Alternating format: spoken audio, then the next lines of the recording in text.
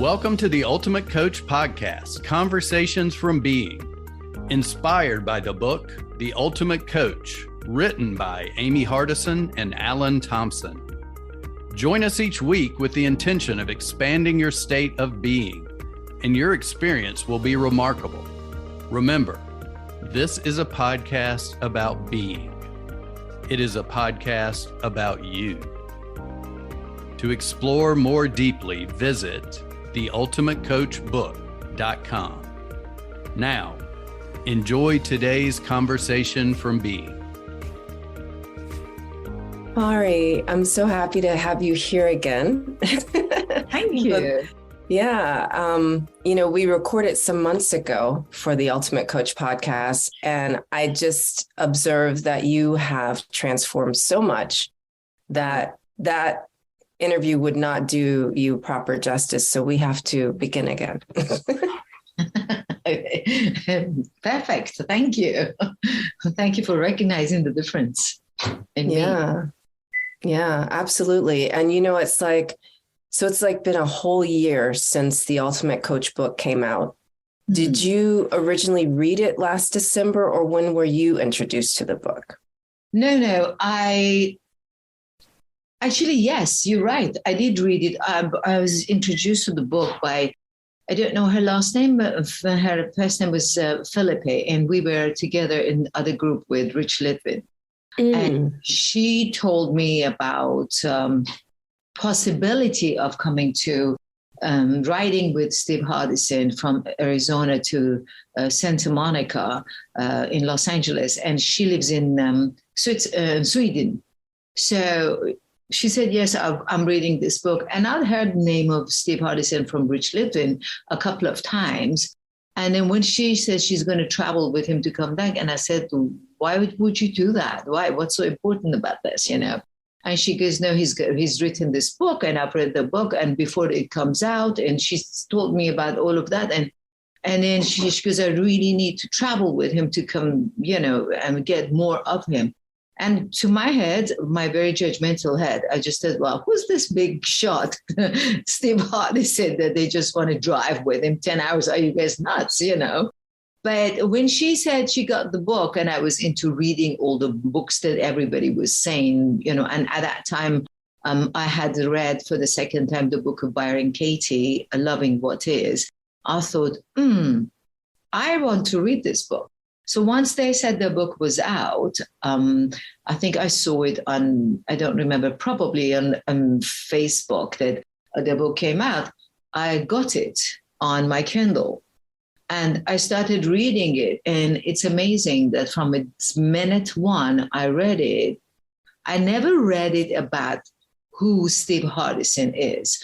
As I was reading it, I just felt is kind of like it's written about me, my misery, my difficulties, my growing up. Like when they're talking about what is going on in his household when he's a kid with his mother and all of that. And I said, God, this sounds so much like me, except my father was not an alcoholic guy, but he was a tough guy. And, and I took all of that in as mine, as me and my story, And soon after, I saw, they're having a Facebook group, and this guy, Eric Latham, is doing a Facebook. And I said, what is that? And I thought, I'll join anyway. I think the first day I saw it, I said, I joined what the heck kind of a thing, And I did join, and I read, and I watched the Facebook things coming out, and I read, and I watched the Facebook coming out, and it kept on going on with me. And every time I read and I just watched something in Facebook, it resonated more and more and more. And then you realize it's like when you go and eat somewhere a very tasty food and it said, I want to go back to the same place and have the same food. And that was for me, I kept on reading one. I'm really badly ADHD, so it's very hard for me to write. Mm-hmm. It's very hard for me to focus. I was reading the chapters and then I'm reading it. Oh, yeah, it's brilliant. And then all of a sudden, I see my mouth is reading, but my brain is like in Zimbabwe somewhere. So I'm gone somewhere else. From one word in there, I'm just, oh, hey, brain, come back. So I had to read one paragraph very many times. It's hard for me to focus, so that was my story. And that's how I got into it. And it's been most life-changing. As you said, you saw the change. When we did the first interview, I hadn't grasped the potential that this book can have on the individual. I was still busy having the pity party for me when we had the first interview. That, oh, this poor me, how she has to suffer for everything that has happened in life. And this poor me, especially was in the end of the pandemic, I was shocked what had happened to me with my work, with my everything, so yes, it was a massive shift. So since we spoke then, what helped you to come out of the woe is me and make it a whoa, it's me? Really, I must say the one that made me really comprehend everything and take it, like go in my heart and soul and grasp it. It was a great help that Eric Lawford did to me and for me, and I understood lots of it parts in a better way. It became more tangible for my heart and soul ever since, because I'm a coach and I was trying to help others. But I needed a business coach to take me in a right road of a business. Because, being a fitness trainer for 30 years and a life coach, I never had to advertise for me. It advertised for me. I never spent a dime advertising. My job, my being in the middle of a gym, my personality advertised for me. But now I'm out of the gym and I'm behind a computer and I need a lot of learning to do. And that was another thing that had depressed me, because computer itself is a language of its own. So not only English is my second language, not only I'm in a fitness world and the coaching that I did, which was separate from the computer, now I'm adding this on. And it was like my ADHD brain was freezing and it caused me quite a bit of a depression and fear. That will I be able to make it like how I made it when I was in the middle of the gym, you see. And that was for me like a step back. But really, Eric Lawford, when I hired him as my coach, which I'm so pleased, that was a great step I did. Eric helped me to see the book and feel the book in the most tangible way that I would have never been able to do it by myself. And that's why I felt like that real me finally, once this got discovered, got freed out of me. It's like my wings came out and I could fly. And I've been flying ever since. So what I'm hearing you say is like you really discovered that your personality can be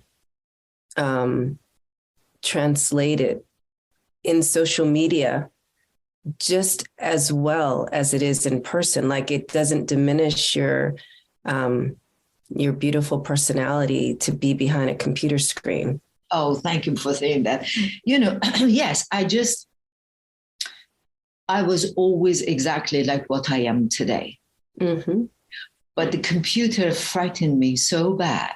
And I got frightened. I'm a black belt in Taekwondo. So I am trained not to be afraid when I'm out there, But I saw the media as this monster that I have no idea how to fight it. I can slap somebody on the face. I can kick somebody. Truthfully, I've done it in the past. Right. I can punch someone because I'm trained how to do it. But I wasn't trained how to deal with this monster, which is called media, computer, Instagram, all of that. And I went to my shell. I hid badly and miserably. And it was like I had one eye out and I was peeking out to see like what's where, what's what. Oh, let nobody see me, you know. And I went back into my shell, you know. But I feel like I was born again with an immense help that I got from my precious Eric. I say he's my child. He's the son I've never had. So what was there a particular part of the book that he guided you to, or what was it that the really? Fear.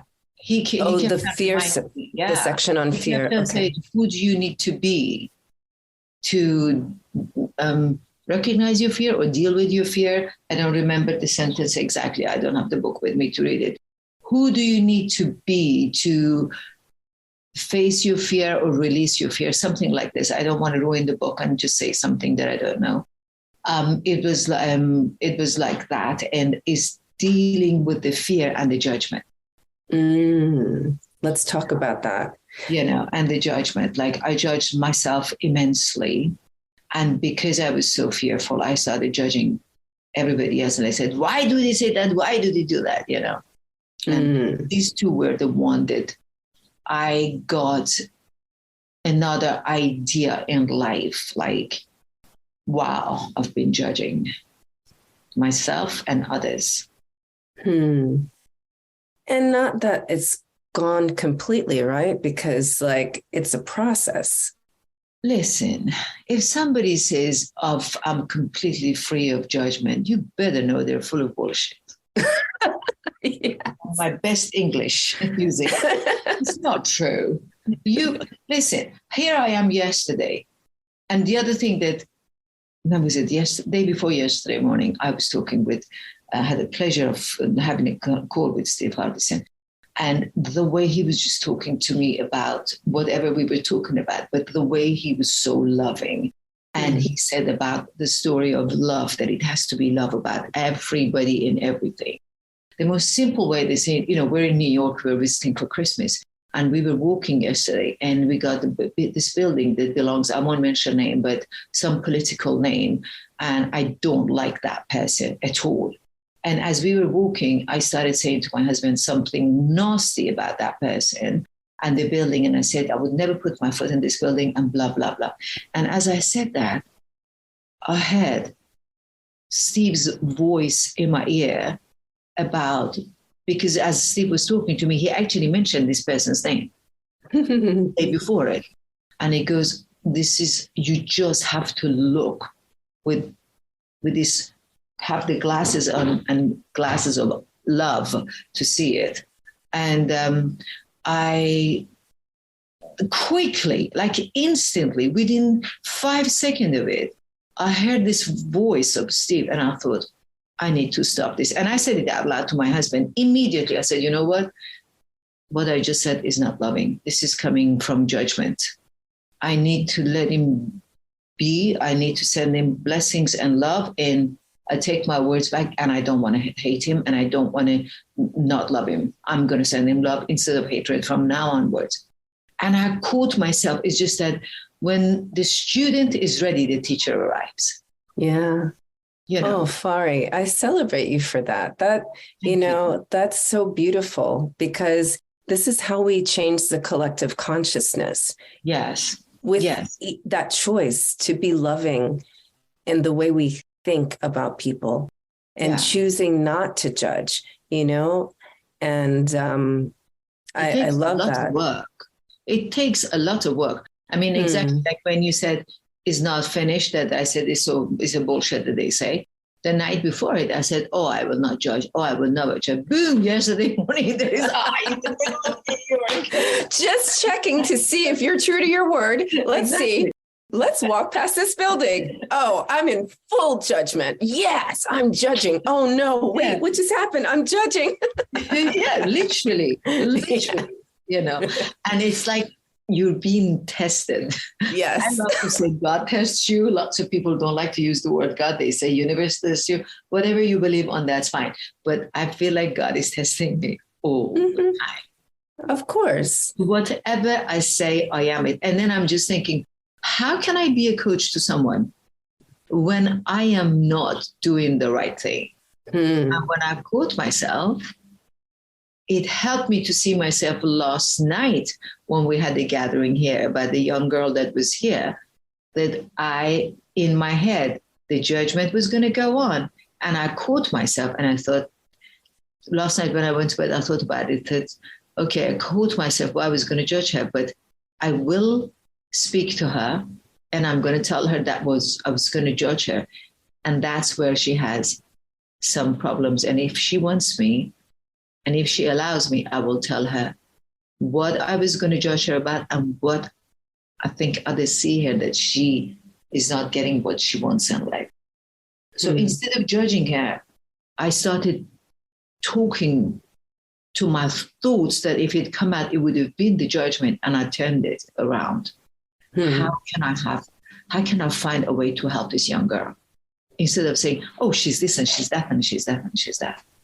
So you begin to turn it around, or at least I do now, that instead of just throwing it out there and judge it, instead of judging her, I will take it into how can I turn into this to a conversation with the person. Yeah, I love how you're in the practice of recreating the way you think and the way you be. You know, we're all students at all time. If we allow. Yeah, if we want to be students. That's why, of course. I mean, unless you go to the college and enroll, nobody says, well, come here, right? It's the same concept. We're all students at all time. Yeah. So I'm a student of learning. You're a student of learning yourself, the way you think. Yeah. And dealing with my imperfections and how to lead them in towards being better, because I don't know if I can ever be perfect, nor do I want to be perfect. I'm only human. But I want to be a harmless human to others and number one to myself. Right. Like it says in the book, everyone's worthy of my love and not worthy of my judgment. Or maybe I've paraphrased it, but it's something like No, this. That's exactly. It is so like when they say, write your declaration and your document, I write it and I just put it aside because I am not it yet. And I said, I don't want to just say it for the heck of it. I have to know that when I'm reading it, it's coming from an authentic place. And I mean it. And I can control my anger, which it's gone like beyond and above being able to control now. I was a very angry woman, and I dealt with it all these years through fitness. Yeah. You're mad, go punch the bag. You're mad, go lift the weights. You're mad, do 90 Get a black belt in Taekwondo. or do the yoga class. And because I'm like a certified Pilates, so I had my own office with my Pilates in it. Sometimes when I just got mad at somebody that is out there in the gym and I'm in my office with my Pilates, I would do one pose like 100 times. So I know that like I'm dealing with my anger and my frustration through the fitness, which I really don't understand why today with the mental health that goes on and depression, how they don't give them a treatment through the fitness, which is a different subject, because I think it's not necessarily a different subject. Yeah, I think that is like drug of the world to, instead of medicating people with medication, send them for a 40 minutes run. I cannot tell you how much it has helped me, how much it has helped so many people that I trained in 31 years. To this day, I am training and coaching on Zoom. And these people have been with me for years. Judy, the lady that I'm in her house, she was 53 when I started with her, and she's now 71. And it goes for a long time that people stick with me. It's because I am most unedited, and I help them with so much depression. I've dealt with it on a daily basis myself. It comes to me tomorrow. But I don't sit and think about what bottle of wine can I finish or smoke. I've never smoked anything in my life. I've never smoked pot. I mean, as simple as that. I take chamomile tea, I take, stuff like that. But I suffer from insomnia, so I take CBD gummies that you chew to help you sleep. But I don't know how to be on any kind of drugs. And my drug of the day is my workout. Yeah. Because when I work out, for me, is I'm gone to church. Somebody goes to church painting. The other one does on a horseback riding. The person that jogs out on the street. And when I'm in the gym, you can explode a bomb next to me. I won't hear it because I'm not there physically. I am somewhere else. And when you come out of it, and you don't have to have a gym to do that. You can do your workout. I put a yoga mat down and you just need the size of a yoga mat, I want to slow down what you're talking about because you're really throwing out a lot of golden nuggets here. So let's slow it down, right? So first of all, I love what you said about anger, right? It is such a gift. It's like the body wisdom letting us know that our values are being rubbed up against, right? And sometimes we, let's see, we haven't really been taught that it's a good thing. We've been taught that it's something to be ashamed of, right?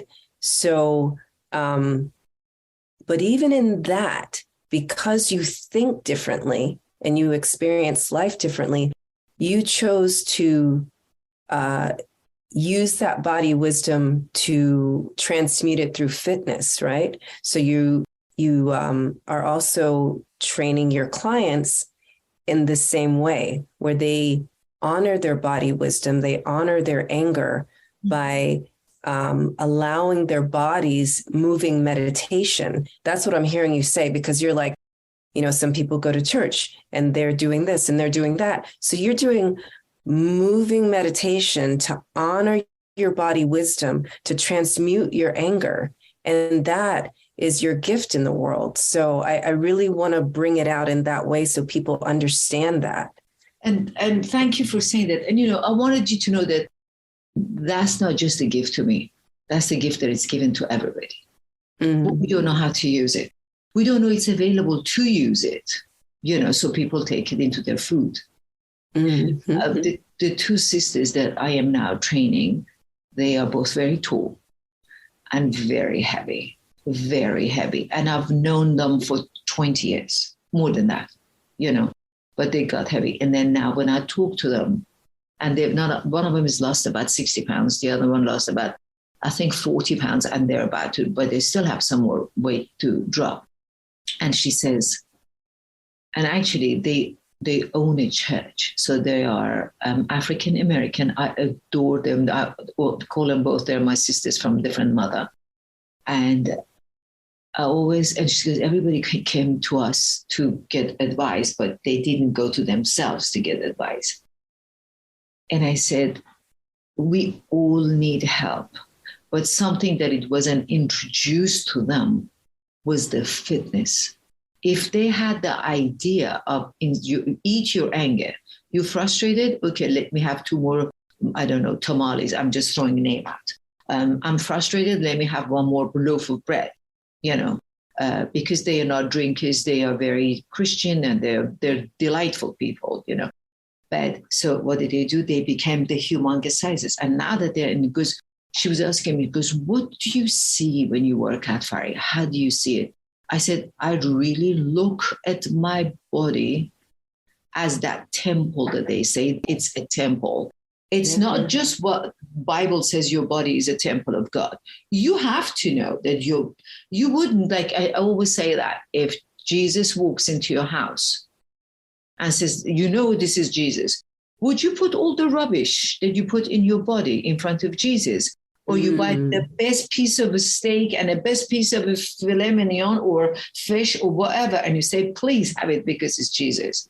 Why do you disrespect yourself, but you respect somebody else? Right.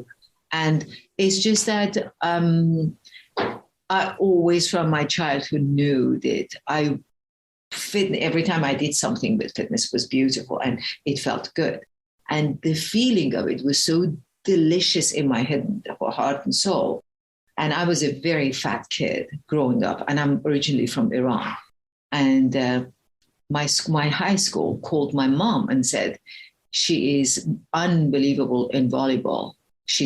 I was a very fat kid. I'm short. I'm only 4'5", and I must have weighed about 205 pounds. And she goes, she is so heavy, but she jumps like sky high, and she is unbelievable. She let her come to the volleyball. And my mom says, oh God, no. She's no, because she comes from a Muslim background. She goes, oh no, I can't control her. She's going to be mixed with guys and I can't control her. Boom. The principal told me my mom doesn't lay. I went home and I ate so much fat that day. I was so devastated. So all of that, I say that not to feel sorry for me. This is all the platform for me to get up and see where I am.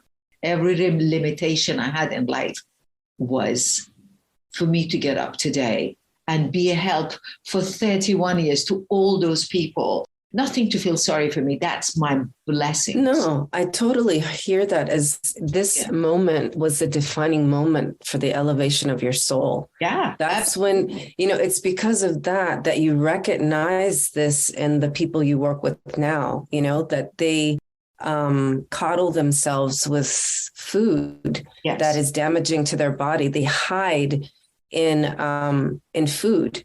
Food, alcohol, drugs, all of it. Somebody goes to food, the other one goes. And the sadness thing is that they think if they eat too much and they're 100 pounds overweight, they're not addicted. And I said, go study your brain. Same part of the brain that allows you or asks you, it's time for heroin to have it. It's fine for 2 more glasses of alcohol to have whatever it is you eat it. The same part of the brain. Ask any doctor, Google it, it's not coming from me. The same part of the brain tells you it's time to overeat. And it's also the same part of the brain that tells you it's time to love, right? 100%.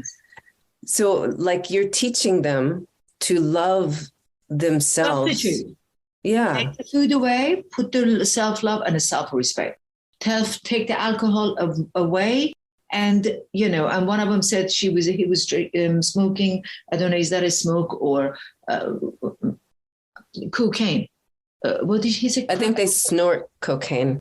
Is that what it is? So what do you do with heroin? This is how I'm learning. I don't know what the stuff is. Heroin, I think you... Oh, you inject it. Yes. Yeah. So he was doing crack cocaine. And I said, but why are you doing it? Because I have romance with it. I said, go inside and have romance with a woman.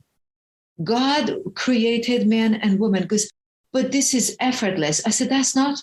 You have to earn the money to go and pay $700 a week for just that stuff. That's not effortless. Are you kidding?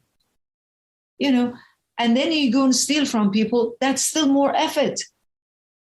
So I had to work with his brain so much for so long. And he's now like, I think 6 years, clear and a gorgeous man, into fitness, lost 75 pounds.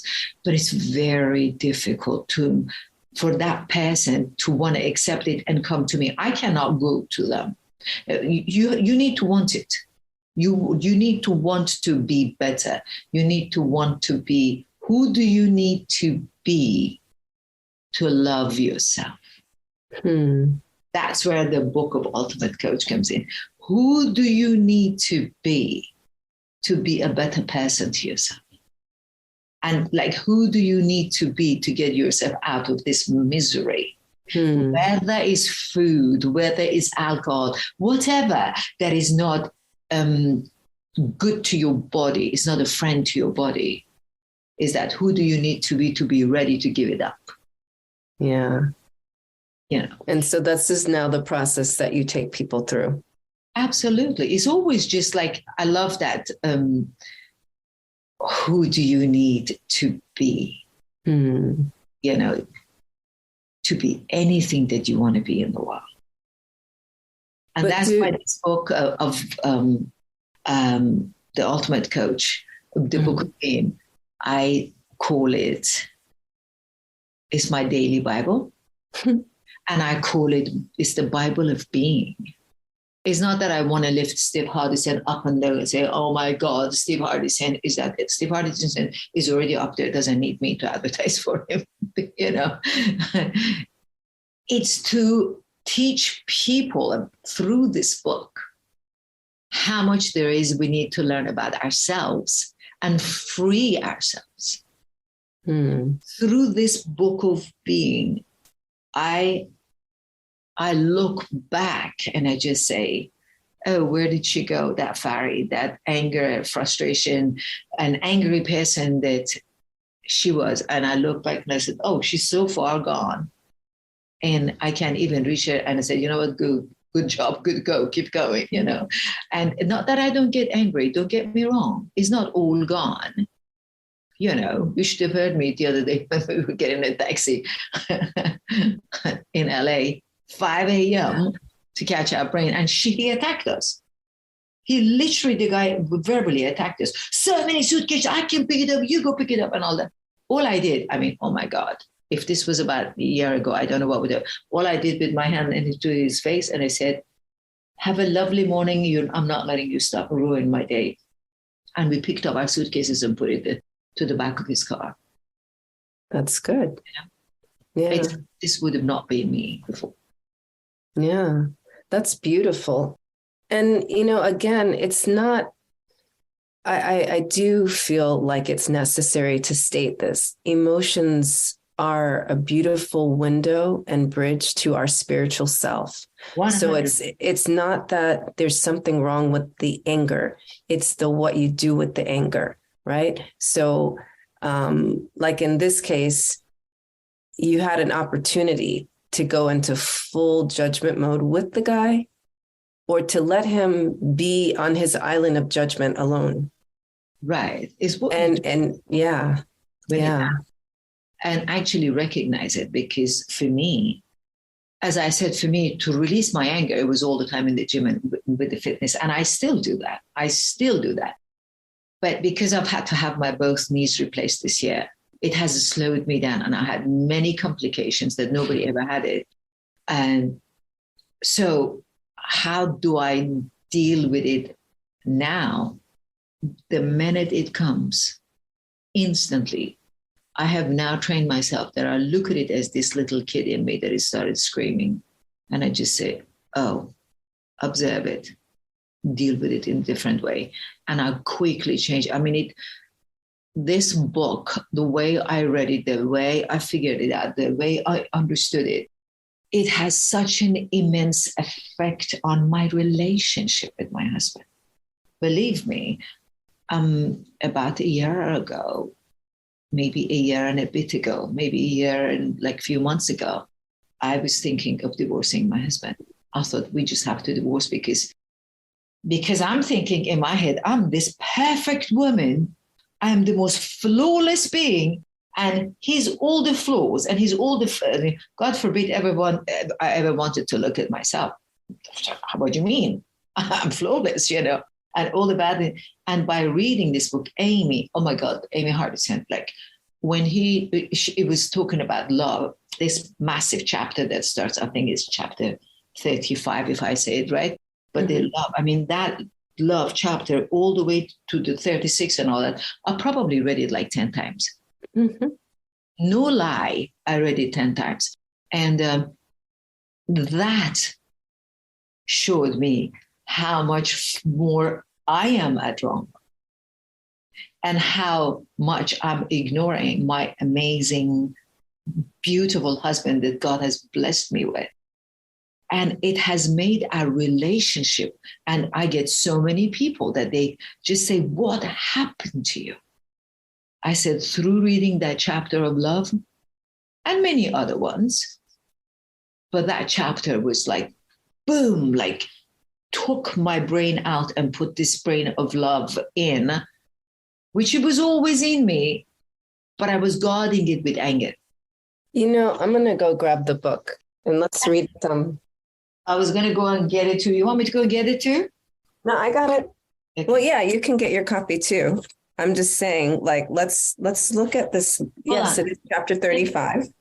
And what's interesting about today, we're recording on their 45th anniversary. How about that? Yeah. So it's only fitting that we talk about this. Is there any particular part in here that really that if you read nothing about this book and you just read that part every single day and every single night, it's such a great, like when you go and have a CAT scan and see the inside outside of you. When you read this book, it's like you're CAT scanning yourself, and you can see the effect of it. And the one that, first of all, I look at that Amy's face and I just want to shower her with kisses, because I think this girl is like, not like, to me, she's literally is like a walking goddess. It's just like, how can you be so understanding? How can you be so patient with a man that it was so angry, and you changed him immensely? And that again, because Steve was ready to be changed. Right. It was his choice. Right. Yeah. And let's and be the clear. One that I love is just like when it says love beyond the center. Yeah, I saw that. Every time I hear Amy is the center of my universe, just like, I don't know what I feel. I don't know how that makes me feel. That how did I not see my Greg is the center of my universe? And I always, when I talk about him, I always say my Greg, because not that he's just mine, but by saying my Greg it's more of a confirmation in my heart, that it comes from my heart, that how much I love this man and how much I mistreated him. And I don't want to say shame on me, because I no longer allow shame and blame to bring me down. It's all a matter of learning and growing. There is no shame. I lived with shame for very many years. I'm 65 years old. I've lived with shame for 63 or 4 years, and it's just, I was a great preacher to everybody. Don't let shame get you, but I let shame get me. I never walked my own talk, but I was a great preacher. Yeah. Until I read this book many, many times. I mean, I am going to be so big and huge talking about this book now that I am welcoming the members, the new members, because everybody has to read this book more than once, more than 5 times. It has to be, in a way, I walk and I just saying, Amy is his universe, the center of universe. My Greg is the center of my universe. I constantly, there was this thing, he just sent it to me yesterday, and he's talking about that part, I could not find it where it is.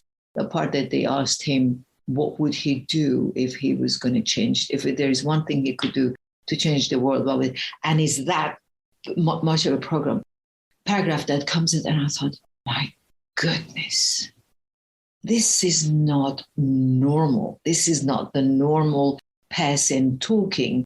And this is, oh, look at my beautiful husband brought my phone for me. This is, what I tell you, is the center of my universe, my Greg. It's, and it was, if you, and Annie is reading it, I am looking at it on, this is a Steve Hardison that sent me this. Yeah, it says, what is one thing you would do to change the world? And I thought, this is such a beautiful thing to write and make a card post and send it to everybody, to everyone that you love. And you say, read this. Is this something you would do? Because that's not something that it should be just in the book. When Steve sent that to me yesterday, when I read that in the book many times, but it was never as tangible as yesterday when that came to me and said, wow, this is what I have problem with the world. being the Iranian woman, having been tormented for being, because the good old days when I was younger, I had lots of black hair, a ton, and it was down to my elbows. And I was in London pouring with rain. I lived in London 14 years before I came to America. And one morning it was pouring with rain, and I was walking to work, and it was beginning of my work there. So they call it junior. Junior, that means you go to, like in the shop that I was working, and they were the owners, they were fabulous Greek people, lovely. So I was the junior. That means I would be tidying up the shelves and making everything look neat and all that. That's called the junior. Oh, okay. That's what I was a junior in that shop. And I was walking upstairs where I was working. What they called skinheads. They were there. And imagine me young, 20. Then I was probably 20, maybe 2, right? Because I went there 21. So I'm 22, 23 years old. Long hair. I didn't have any cover on my head or anything. And I was just walking to work. The skinheads from the top, they poured a green color paint on my head, on me, all over me, you know. And I had a rain jacket, but we were young and we wanted to be just wet. Why not? Is your hair, you just get wet. I didn't have any makeup on, nothing, you know. And I ended up having to shave my hair because the hair wouldn't come up, the paint wouldn't come up. So I went through, like, this is like the most simplest one, but I went through so much things. And I just think, I always, like, I hated him. And I said, well, now today I look at this and said, God bless you. I hope you've learned better in life. Thank you for what you did to me. I grew from it. I'm a stronger person, you know, or the sufferings that I had at home, like my father beat me up. I used to cry about it, talk about it. And I said to them, I just remembered that my father beat me up, but I forget to say all the good stuff about him too. He was a very strong man. I've become strong. He was a very powerful man. I became powerful. He loved people. I love people. He was massive in fitness. He was a famous guy when he was younger, back in Iran.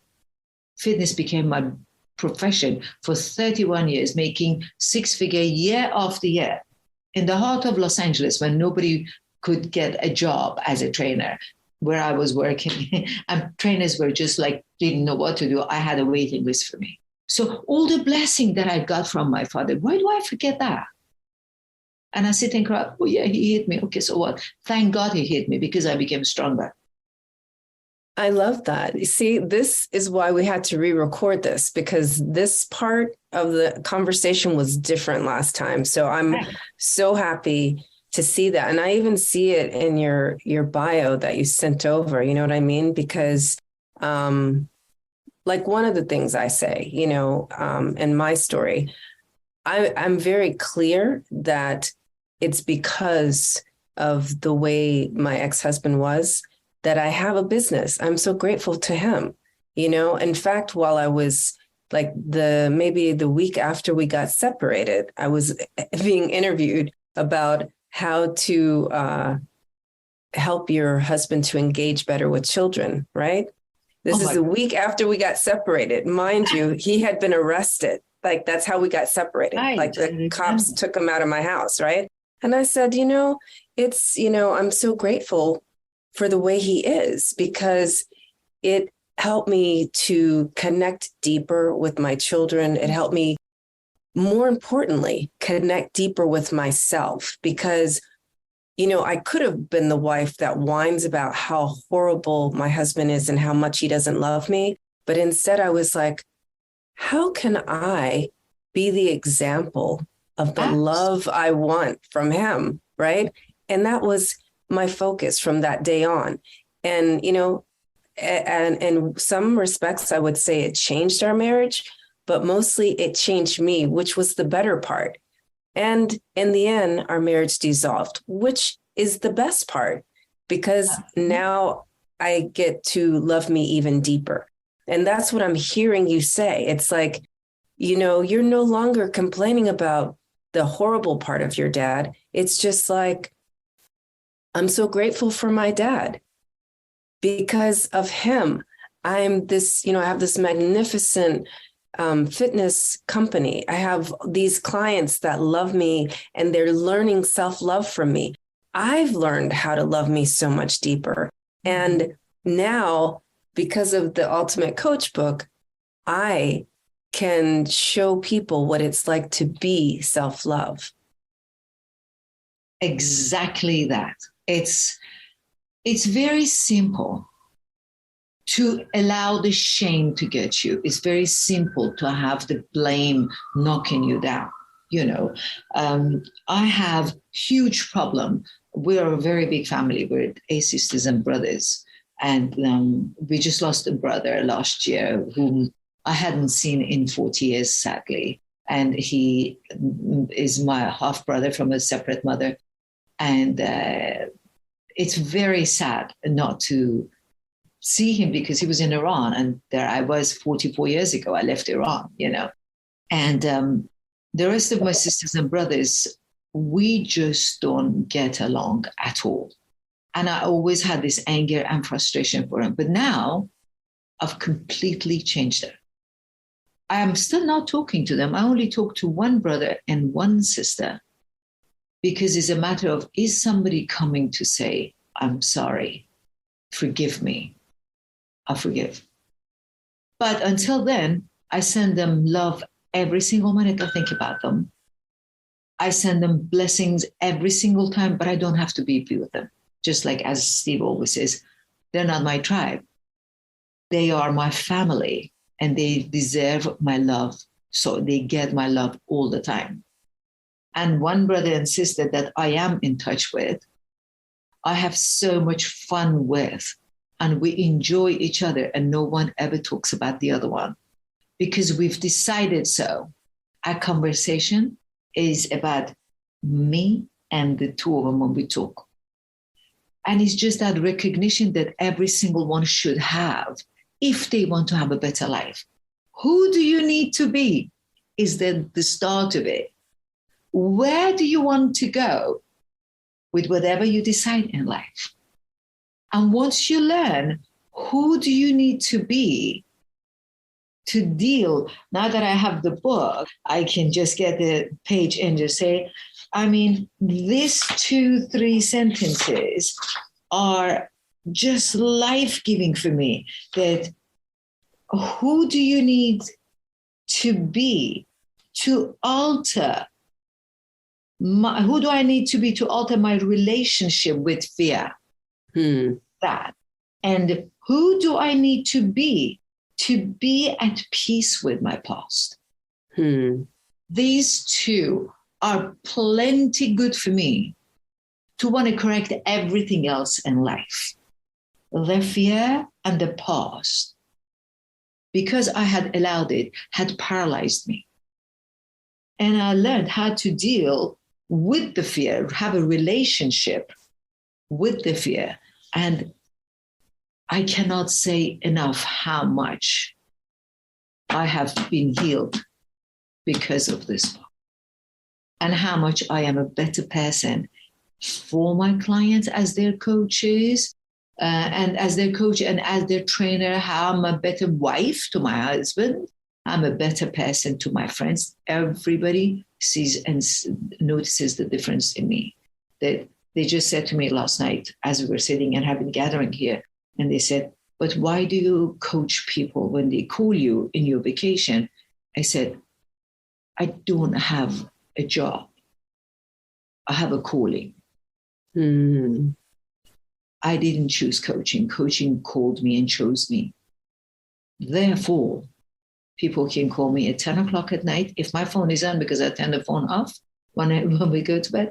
But if somebody calls me and says, what do I do now? I'm not saying, sorry, the office is closed, because my heart is open all the time. And as a human, when you're a coach, you're not just a coach as a job, I don't believe. You are dealing with people as a true human from love. And I just figured that out with this. Also, when I see on a Sunday morning, Steve Hardison calls me and talks to me for 37 minutes when I've never paid him a dime, it encourages me more to be even more of a better version of me. And that's why I always smile. And I'm happy. No more sadness. Gone. Finished. Stop it. It's your choice. Yeah. It's a choice. I always say life is all about the choice. Choose alcohol, choose happiness. Choose drugs, choose true willingness to be happier and healthier. Choose food, choose misery. Would you want to choose? It's all about choose. Yeah. Choose who you want to be. Correct.